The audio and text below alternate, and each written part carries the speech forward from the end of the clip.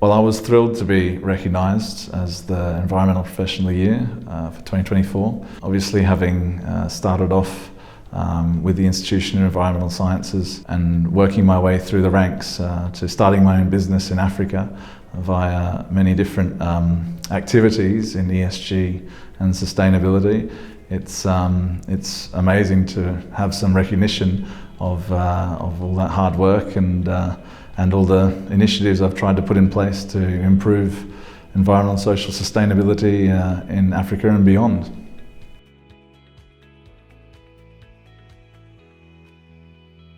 Leon Rouge is an organisation that I set up between 1.5 and 2 years ago to develop conservation projects in Senegal and Africa.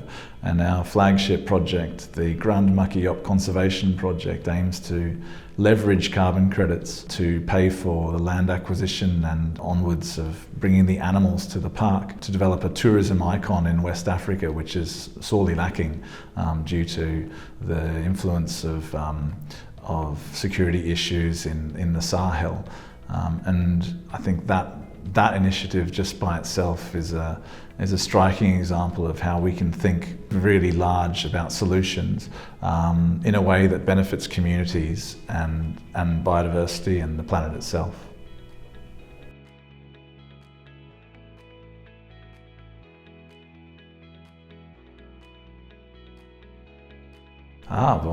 I'm currently in London, and this is where my career started to take off. Again with the IES, originally as a volunteer, then working in Darul Handasa, a large architectural engineering firm, which then took me all over the Middle East and Africa until I arrived for an airport project in Senegal, which made me realise that Senegal was the place I wanted to spend my time. And I've been there 14 years since that first visit, and happily waiting to become a Senegalese citizen, which is very exciting and part of my long-term plan.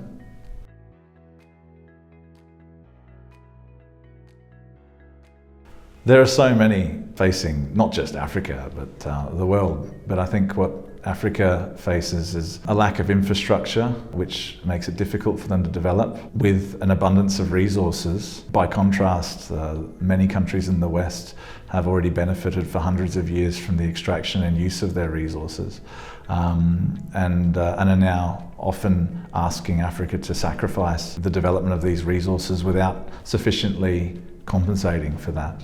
I don't think any African would have any issue leaving the oil in the ground if the money for that oil was given to them on time and used to do other infrastructure projects.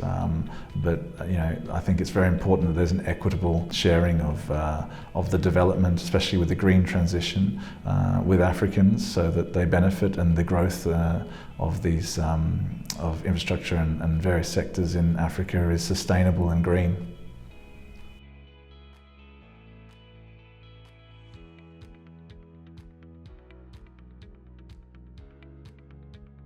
The beauty of Africa is if you can dream it, you can do it. And so I think the wonderful thing is our Grand Makiop Conservation Project is just the first step. I love to encourage everyone to have big dreams and look to find big solutions, and obviously take steps to get there, but aim big and dream big and deliver big. And I think that's the thing I like to leave people with. If you can do it in Africa, you can do it anywhere, and we have so much potential on the continent. And obviously I can't speak for Africans yet, as I'm waiting to become Senegalese, but I can certainly, as someone who's lived there for 14 years, speak to the abundance of opportunity, especially in terms of integrating sustainability into business models across the continent.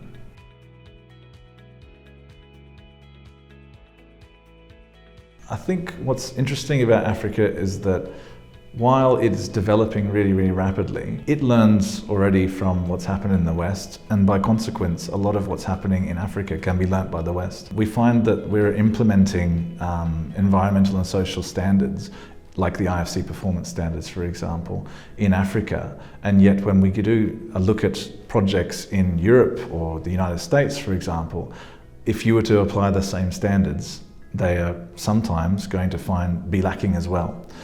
It's very difficult to meet these standards at the best of times in a Western country, and yet the expectation is that Africans have to meet these. And I think what's very important is that Africa and the West, all countries realistically, work together to apply these standards as they are conceptualized, but also within the context within which they exist. And once that approach is taken, a lot of the concerns of emerging markets countries will be addressed.